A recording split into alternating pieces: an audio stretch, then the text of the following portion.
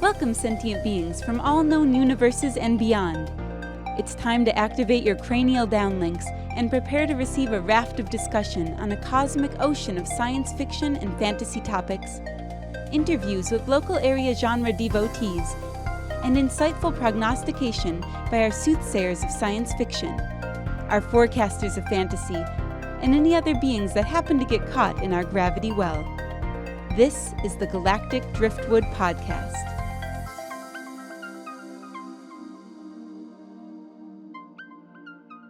Hello, and welcome to this episode of the Galactic Driftwood Podcast. I'm Bill.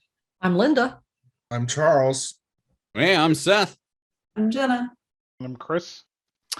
And today we're going to be talking about the new film that's out on Netflix called Don't Look Up, and probably throw in some comparisons to another film that Charles said kind of reminded him of the movie Soylent Green, right, Charles? In a way, yeah. I'd recommend if you kind of like this and you're. It was just interesting to me that Soylent Green has some very similar warnings, and but shot back in '73. It's supposed to take place this year.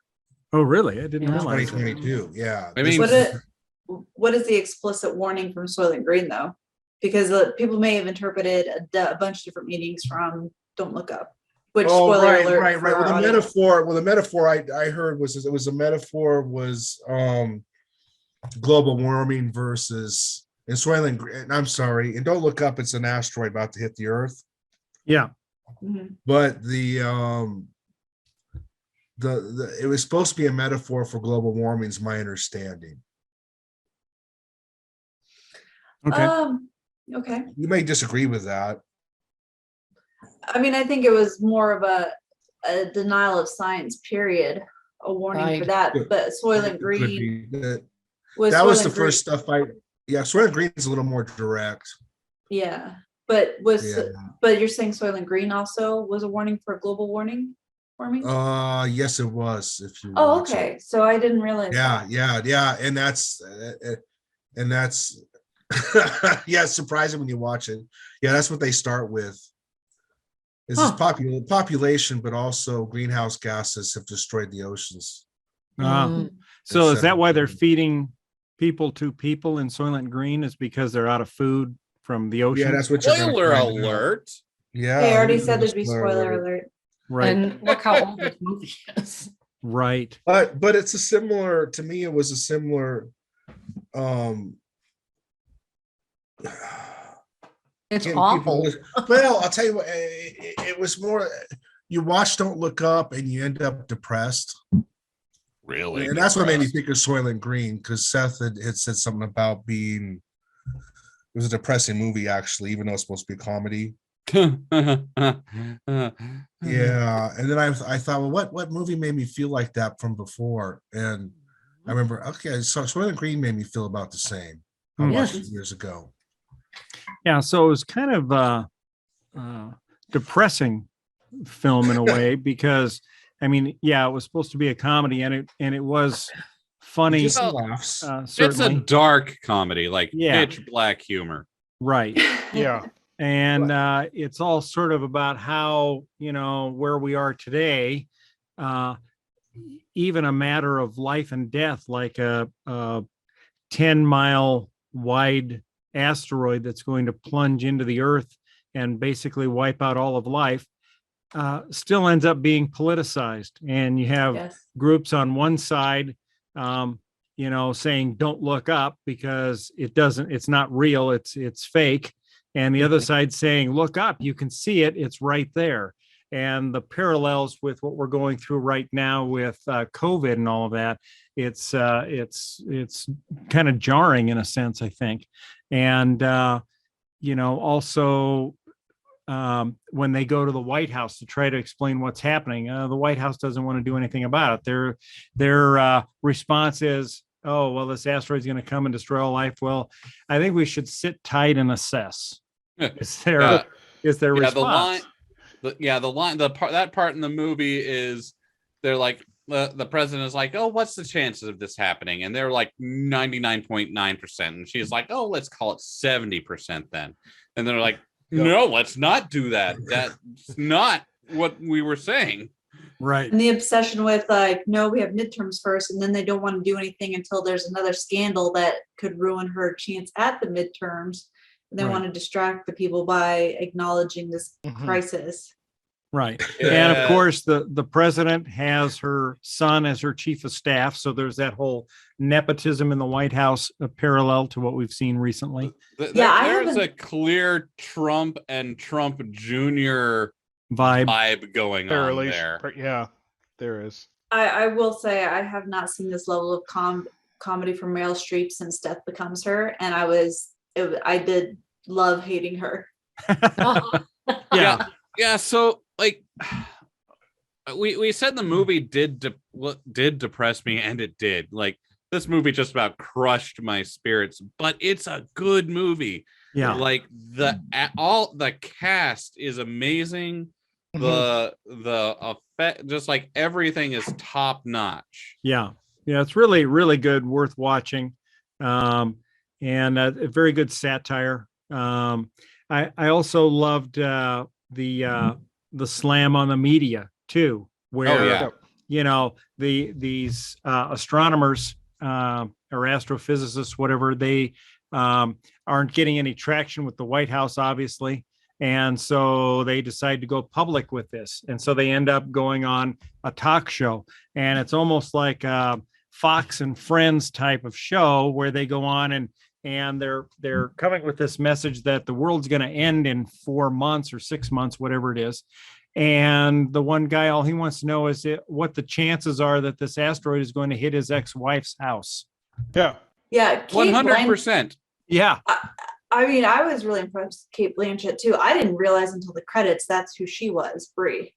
Yeah, I didn't either. Like, she stepped outside herself really well. And the way they did her makeup, they really Americanized her look. Yeah. So much that I couldn't even recognize her. I was like, there's something about her, but I was like, oh, it's just whatever actress. And then it's like, it gets to the credits, and then I was like, oh my God. Right. And so then, of course, at this point, they're trying to bring it out in the media. And of course, this is when you start seeing the politicization of the whole thing, and the country sort of breaking into the two camps, the don't look up camp and the look up camp. And of course, the White House is going out and doing their Trump style. Well, to get to this point, like the astronomers make the discovery that there is an asteroid coming. It's going to impact the Earth in 6 months. The White House initially blows them off, so they go public.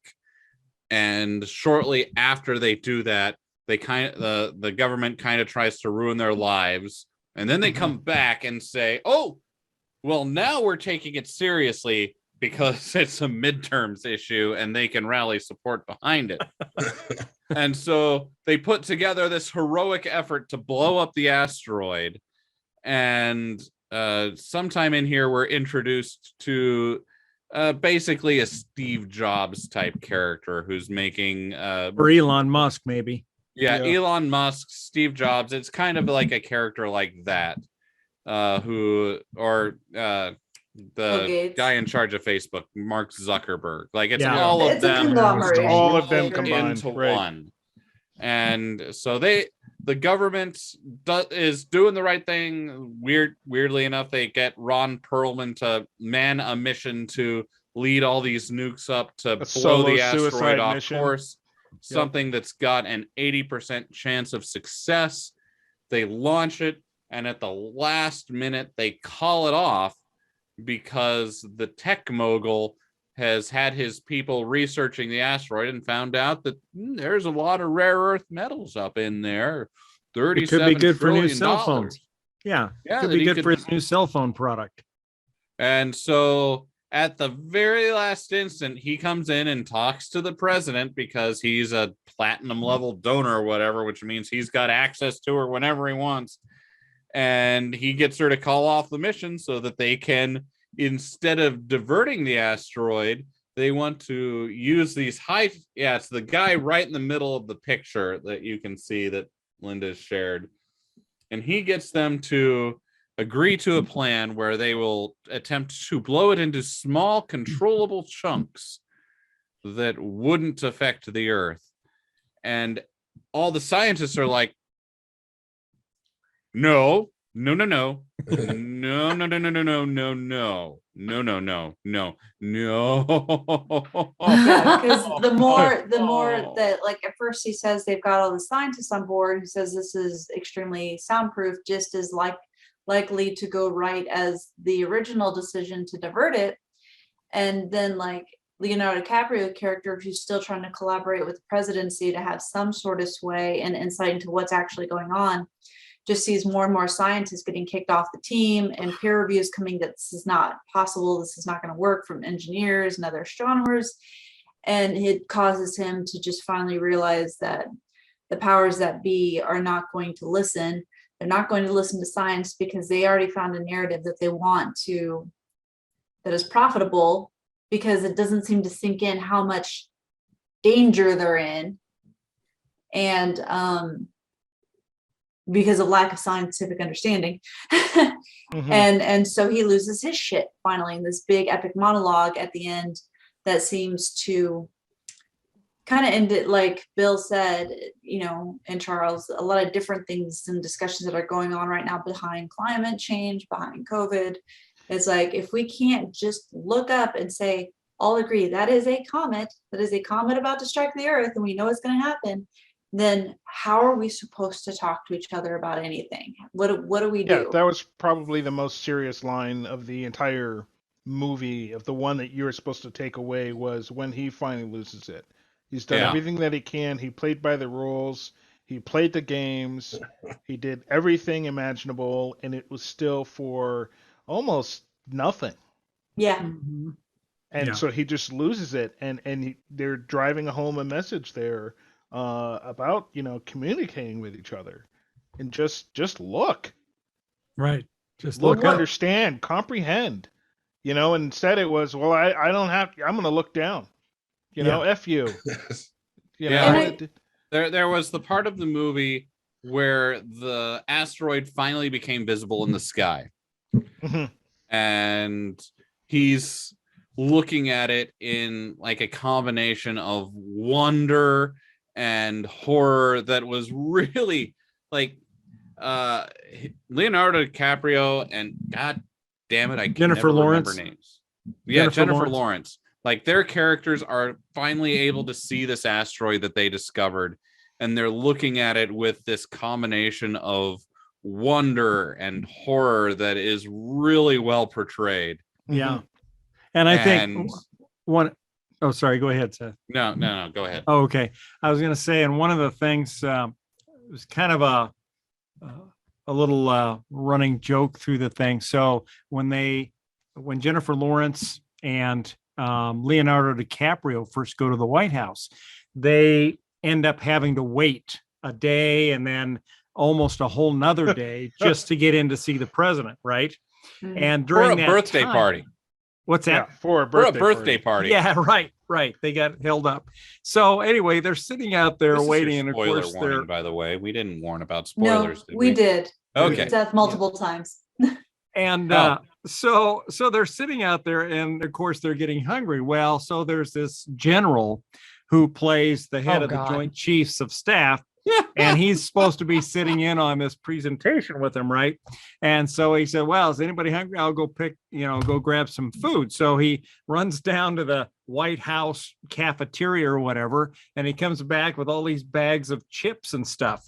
And he said, yeah, he's handing out the chips, and he goes, yeah, they really suck. You hear these bags of chips are like, I don't know, $5 or $10 each. Per bag. And Jennifer Lawrence is like, oh my God, let me pay you for that. And he's like, no, I got it. And she goes, no, I insist.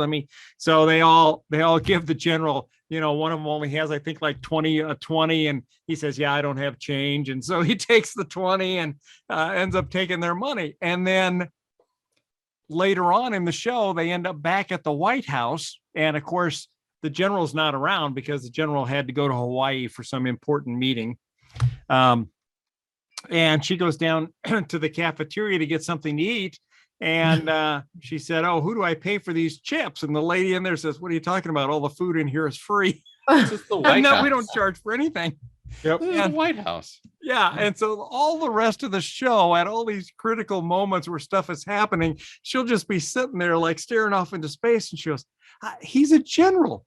Why would he do that? Why would he charge me $10? She's so hung up on it. Yep. She's like, it just doesn't make sense. At the last minute, they're looking up at this asteroid coming into the Earth, and she's talking to this guy that she happens to be with, and she goes, I just don't get that, General. It just boggles my mind. The guy that she happened to be with, by the way, was played Paul Atreides in the new Dune. Oh, yeah. Oh, that's right. Yeah. I'm not going to try his name. I keep butchering it. But Timothy Chalamet. Yes. Chalamet. Sorry. This is why he's a Frenchman. Right. Awesome. Yes. En français. And Ariana Grande was in it too. And she had, they're doing, of course, competing rallies for the Don't Look Up and the Do Look Up group. Right. And so she's with the Do Look Up group. And so she's got this song that I thought was really great. And she's like, listen to the goddamn qualified scientists, kind of a thing. And it was just perfect. I mean, it's the perfect message for our time right now, which is pretty cool. But listen to the goddamn scientists. Right. But then here's what's also that background bullshit that just makes you angry too, that they didn't really dig into. There were still some scientists who were willing to put their name on there's nothing to worry about, or it's blown proportion. Oh yeah. And I just thought it was interesting how there wasn't a little bit more addressing of that, about the detractors, even in the scientific community, who for whatever motivation was willing to sell out. Well, it would have been interesting if they would have actually gone into that a little bit and been like, oh yeah, the scientists who are on about this, these guys are climatologists, biologists, and not a single astrophysicist. No, and there was a little bit of that, because the head of the woman who detracted from it, the Asian woman, was an anesthesiologist. Yeah, she wasn't she even was the head of NASA. Yeah. Pissed them off so much. They were like, who is she? What does she even know? Right. Yeah, like the picture that's up right now, the look on Leonardo DiCaprio's face and Jennifer Lawrence's face, that is the look they have anytime someone in authority makes a decision or a comment. Yeah, because it just doesn't seem real. Right. So Jennifer Lawrence's reaction tends to be more on the, is this actually fucking happening right now? Like, did I just hear that? And Leonardo DiCaprio is like really trying to process, like, did I not come across clear? How can I word this better? How do I get them to understand in a non-scientific, way? Right. And they do a really great job. I got the acting in here, Jenna, to your point, was top notch. To everyone's point, it was done very well, down to the facial expressions. It really said, like, I'm jokes. Talking, but I'm not sure you're understanding me. Yeah.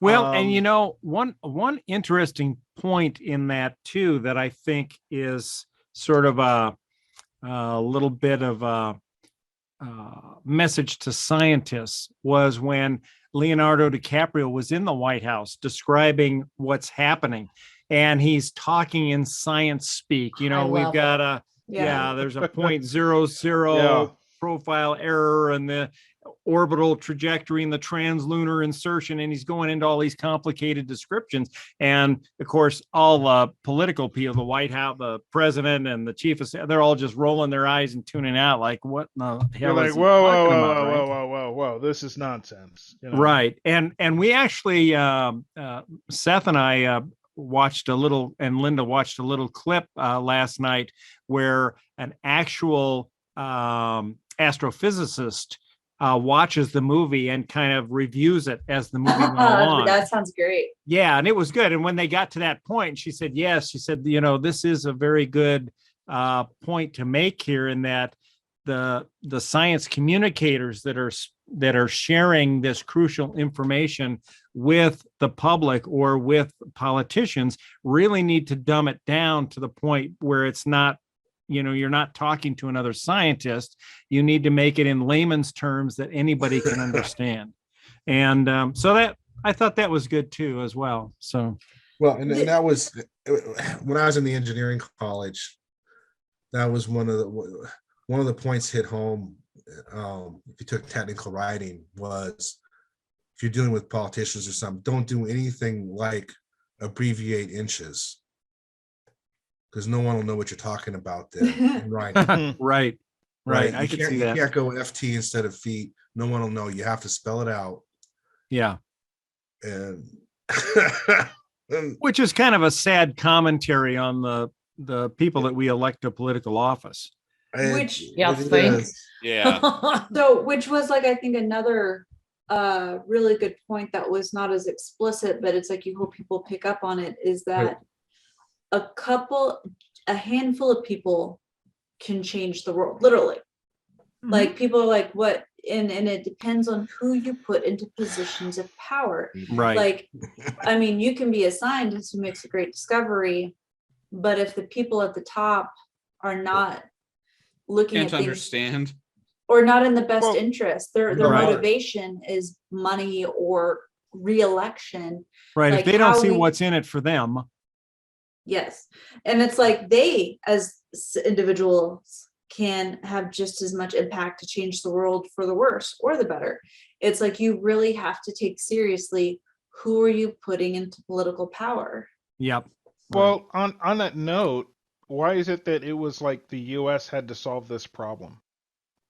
well, The other countries were They did, but they did bring in, like, other countries made efforts to do their own thing, but that really wasn't talked about until like it was already done and their missions were a success or a failure. But there was really no global representation of what else was going on outside of the U.S. during this time, and that actually, just thinking about it now, is something that would have been interesting to see, and that would have been difficult from the comedy standpoint that this was trying to do, because it was about the crazy stuff in the U.S. But they did have a failed attempt, though. Yeah. They had a failed attempt, but that was kind of it. And I guess when you look at it, like, why is all the eggs in one basket in the U.S.? And that's one of the points that the astrophysicist who we were watching brought up, is that when an asteroid like this is discovered, it's announced broadly for other people to review, find, and calculate. And so they would take it to their own governments. Right. And there was some of that, but I think it kind of goes back. I think this was very, there's so much subtle commentary in a lot of things. There is, for a variety of reasons, a bit of sit back and see what the Americans do. For a lot of things. And I think that's fair. Yeah. And if the Americans say, we're not going to put our resources into blowing something up, we're going to sit back and mine it for the world's good, then the rest of the world is going to assume, well, I guess that's the U.S. probably knows what they're doing. They have NASA, so let them spend their money on it. And that's kind of what I was thinking, is like, if you can get the U.S. to use their nukes on it, we've got more than enough. Well, and my thought process too, as I was watching this, paralleled what we're seeing today with the COVID pandemic, in that there's just as much of the don't look up contingent in other countries as well. So they're probably having to deal with their own naysaying group, and whether that's actually with the politicians that are running that particular country that are on the don't look up side or on the other side, it kind of parallels exactly what we're seeing today with COVID, where some countries are taking it seriously and others aren't. Yeah, I think the other countries didn't actually start trying to come up with another plan until we or until America cut them out of the mineral rights that would have been right from the small asteroids. Yep. Nope. That and the actual astronomers freaking out saying this is not going to work. We've got a lot of scientists saying this isn't going to work. So it was a little depressing at the end. A little, man, that really brought me down to earth. And it was, I mean, I had to go find like a Disney movie or something to watch after that. It was so depressing. Linda, you had the final dinner scene there open. Yeah. This really brings it home because they're sitting here having, the last meal. Yep. And they're reminiscing, they're talking about funny things and going over their lives. All the meanwhile, simultaneously, this asteroid's plummeting into Earth. And like it's already hit. They're just waiting for the shock wave to hit them. Right. And so they're just trying to ignore it, and it just I don't know. I didn't envision this ending, right? I thought they resigned themselves to the fact that it was that they're all going to die. Nothing to do.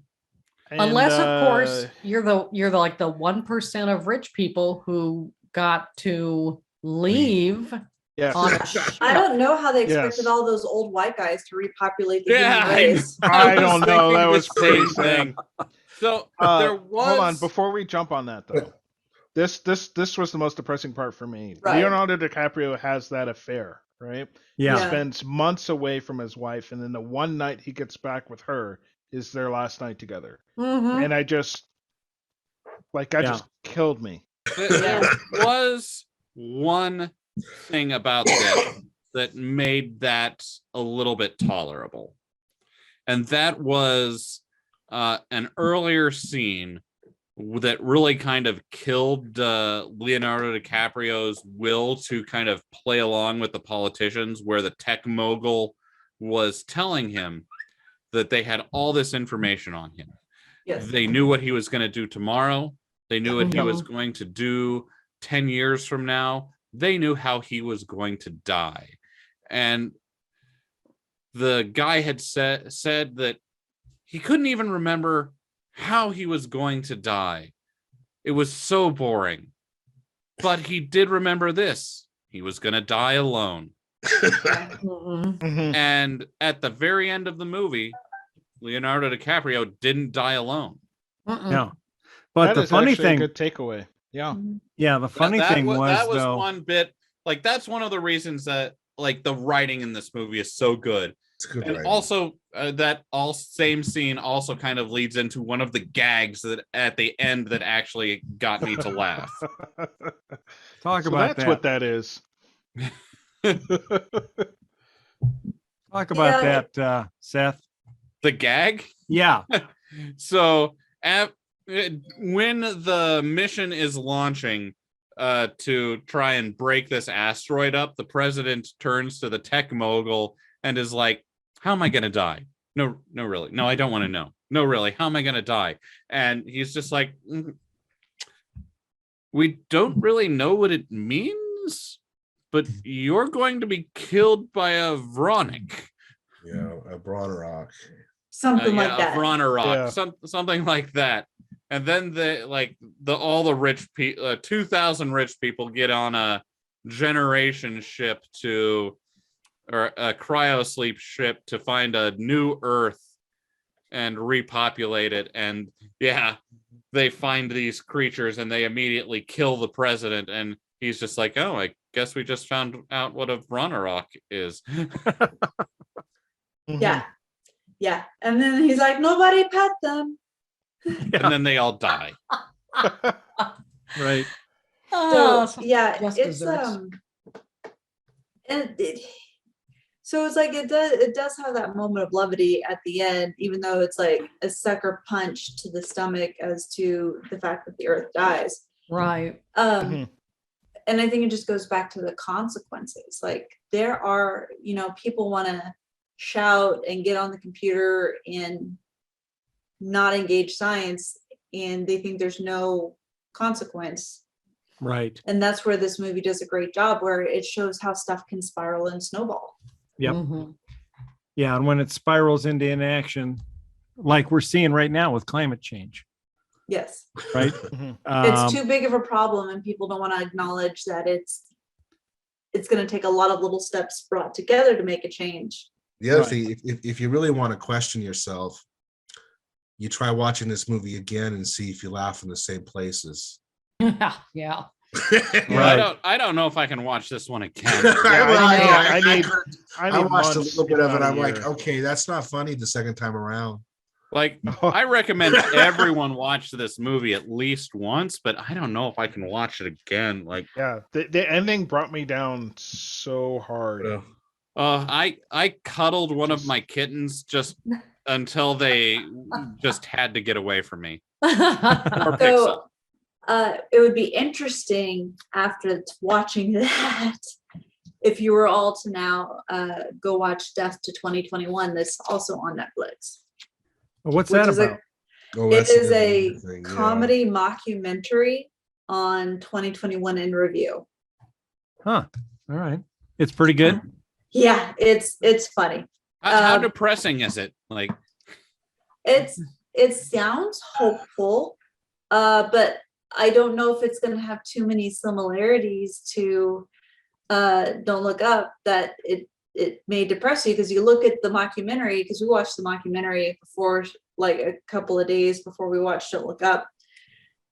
And I think if we had watched them in reverse, it might have been like, oh God, this is not nearly as funny. Well, I don't know. I'll be curious to know your reactions. Like, go watch it. This movie, I have to say, it's going to add some depth to things. There's early on, there's the scene where they're meeting with the president, and the president's son goes,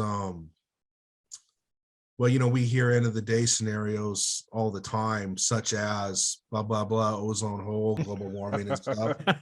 Right. She finally shuts them up, and she goes, know your audience. Yeah. Mm-hmm. And to me, that was the word when you realize that,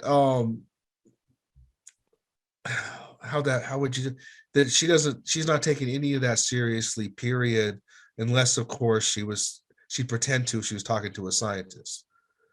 Right. Right. The revert, and just that, it kind of ruined the know your audience line for me. Right. Probably the next time I hear that line, I'll think of this movie. So I kind of think that there's like an alternate cut of this movie where they do the right thing at the start and blow it off course, and then nothing happens, but like everyone just like comes down on the people in power for wasting all these resources over something that was never gonna happen. Oh, yeah, that would could have been another yeah direction this went. I didn't even think about that. Yeah. Oh shit. Yeah, I could definitely see that happening. All right. No, but it's what's that? So there's a lot of little commentary. There are some. It is mostly funny parts. I think it's a way for maybe divided families to come together and have some good conversation afterward, because I think both sides should be able to see themselves in this. See, I have been hearing that that the conservatives and the especially the Trumpers are not liking this movie because they definitely see characterize the followers of the president and the president herself in this movie as being Trump and the Trump-like organization, to the extent where they've got the hats with "Don't Look Up." Mm-hmm. So yeah, as much as I would the like reality of it, they're not. I don't see it bringing anyone together, because like I'd like to think it does. Maybe if we wanted it to, they probably shouldn't have targeted quite so hard. Like this was intended to trigger from a funny point of view, but it's definitely a triggering movie. So I agree. They should have had a Clinton in charge, and then right. I'm sure that would have helped. Yeah. Well, and I mean, like the hats though. I don't think that it's possible to do a movie that's going to work to bring both sides together, because our media is so dedicated to hyper partisanship and ginning up this faux outrage even over the smallest of things. Yep.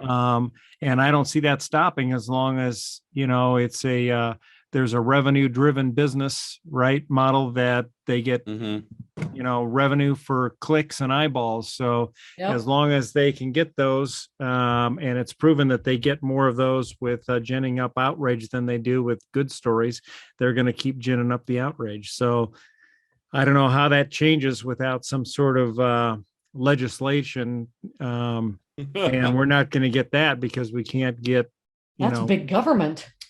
Well, and we can't even get fair elections with all the gerrymandering that's going on, and even now all the rules that are changing as far as voting and restricting mail-in ballots and closing polling places in certain areas of towns and counties in order to give the other side an advantage. So it's sad, it's unfortunate, but I don't know.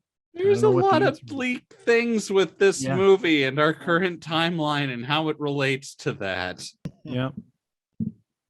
So but I think that if nothing else, that's what the movie shows. There's a lot of points that they could have changed the course. They could have taken action and made a difference. And so that's the challenge. Like, are you going to be one of those people who just sits back and watches, which is what most of the people do in this movie on both sides. Oh, so what? Ariana Grande's character sings and does a concert.